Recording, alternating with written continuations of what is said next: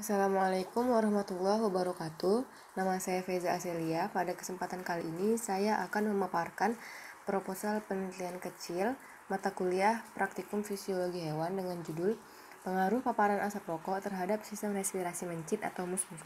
Berikut konten yang akan disampaikan, yaitu terdiri dari pendahuluan, tinjauan pustaka, metodologi, dan daftar pustaka. Pendahuluan.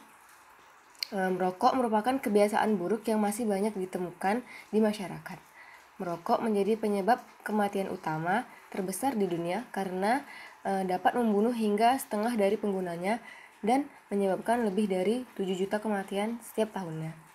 World Health Organization atau WHO memprediksi pada tahun 2030 kematian di seluruh dunia karena produk tembakau akan melebihi 8 juta per tahun dan 70% korban berasal dari negara berkembang. Indonesia yang merupakan salah satu negara berkembang diketahui memiliki jumlah konsumsi rokok terbesar ketiga dari 10 negara setelah India dan Cina. Menurut Global Burden of Disease atau GBD, pada negara Indonesia, merokok telah merenggut nyawa setidaknya 244.000 orang setiap tahunnya dan menyebabkan sekitar 21% kematian pada laki-laki dewasa dan 8% kematian pada perempuan dewasa.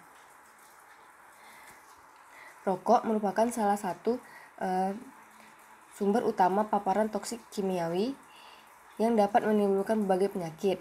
Hal ini dapat terjadi karena pada satu batang rokok yang dibakar akan mengeluarkan lebih kurang 4.000 bahan kimia seperti nikotin, karbon monoksida, nitrogen oksida, amonia, serta nitrosamin.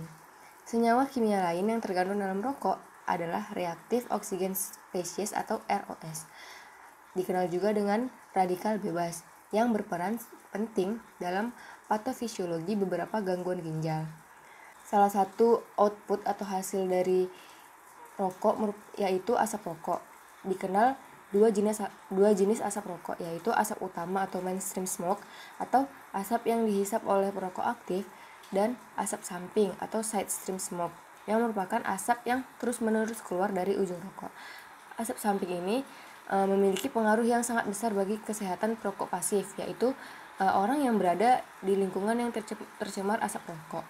Hal ini disebabkan karena pada sebatang rokok yang terbakar akan dihasilkan asap samping 2 kali lebih banyak daripada asap utama, dan bahan berbahaya yang dikandung oleh asap samping ini lebih tinggi daripada asap utama. Berdasarkan latar belakang yang telah disampaikan, terdapat 2 rumusan masalah pada penelitian ini. Yang pertama yaitu, apakah terdapat pengaruh pada sistem respirasi mencit atau mus musculus yang telah dipaparkan asap rokok samping. Yang kedua, bagaimana pengaruh paparan asap rokok samping terhadap mencit atau mus musculus yang kita tinjau dari perubahan perilaku mencit karena kurangnya alat dan bahan yang didapatkan di rumah, maka parameter yang kita ukur yaitu dari perubahan perilaku dari mencit. Dan terdapat 3 tujuan. Yang pertama yaitu mengetahui pengaruh dari paparan asap rokok samping terhadap respirasi mencit.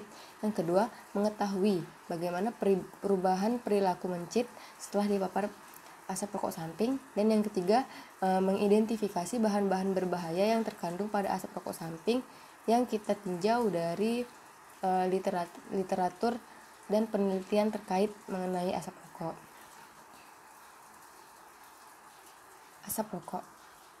Asap rokok ini mengandung lebih dari 4.000 jenis zat organik berupa gas maupun partikel yang terdapat dari daun tembakau.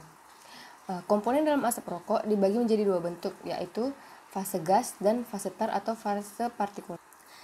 Berdasarkan itu, terdapat kandungan asap rokok yang pertama itu ada nikotin, tar, dan karbon monoksida. Nikotin atau beta-piridyl alfa N-metilporilen merupakan senyawa organik spesifik yang terkandung dalam daun tembakau. Senyawa ini dapat menimbulkan efek psikologis berupa ketagihan bagi perokok. Yang kedua itu ada tar. Tar adalah kondensat asap yang merupakan total residu dihasilkan saat rokok dibakar setelah dikurangi nikotin dan air yang bersifat karsinogenik. Yang ketiga ada karbon monoksida, merupakan senyawa berupa gas, tidak berwarna, tidak berbau, mudah terbakar dan dipakai dalam pembuatan berbagai senyawa organik dan anorganik. Yang kedua, sistem respirasi. Respirasi merupakan rangkaian proses meliputi pengambilan gas atau udara, penggunaannya untuk memecah zat, mengeluarkan gas sisa pemecahan zat, serta pemanfaatan energi yang dihasilkannya yang berlangsung di dalam tubuh makhluk hidup. Secara umum, respirasi mempunyai fungsi yang pertama itu menyediakan permukaan untuk pertukaran gas antar udara dalam sistem aliran darah. Yang kedua, sebagai jalur untuk keluar masuknya udara dari luar ke paru-paru, melindungi permukaan respirasi dari dehidrasi, serta memfasilitasi deteksi stimulus olfaktori dengan adanya reseptor. Berikut ada contoh sistem respirasi pada mencit yang terdiri dari trakea, hati, lung, and diaphragm. Kemudian kita bahas metodologi. Pada praktikum kali ini mengambil tempat dan waktu yang dilakukan di Perumahan Bida Asri 2 Blok H4 nomor 13, tepatnya di rumah peneliti atau praktikan yang akan insya Allah dilaksanakan pada tanggal 2 Mei 2021. Alat dan bahan yang digunakan yaitu wadah yang akan digunakan sebagai kandang mencit sementara pada saat praktikum. Kemudian ada gunting, rokok, korek api, serta seekor mencit. Prosedurnya, langkah kerja dimulai dengan persiapan percobaan dengan melakukan adaptasi selama 2 hari untuk mengamati kondisi umum pada mencit. Kemudian, sebelum memasukkan mencit ke dalam wadah terlebih dahulu diberi lubang kecil untuk respirasi mencit agar tidak kekurangan oksigen. Kemudian diberi satu lubang untuk rokok atau seukuran rokok yang akan nanti kita hubungkan langsung ke dalam mencit. Setelah itu ukuran kandang sebaiknya 3 kali ukuran dari tubuh mencit agar mencit tidak terlalu kesempitan atau masih merasa nyaman. Kemudian kita bakar rokok dan letakkan ujungnya pada lubang yang telah disediakan. Pastikan bagian yang terbakar tidak terlalu dekat atau tidak kontak langsung dengan mencit karena akan mengganggu.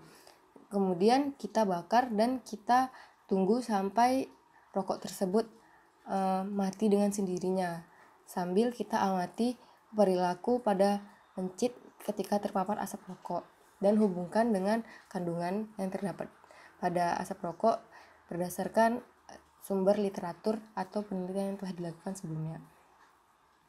Selanjutnya adalah daftar pustaka. Baiklah, sekian yang dapat saya sampaikan. Terlebih dan terkurangnya saya mohon maaf. Wabillahi taufiq wa hidayah. Wassalamualaikum warahmatullahi wabarakatuh.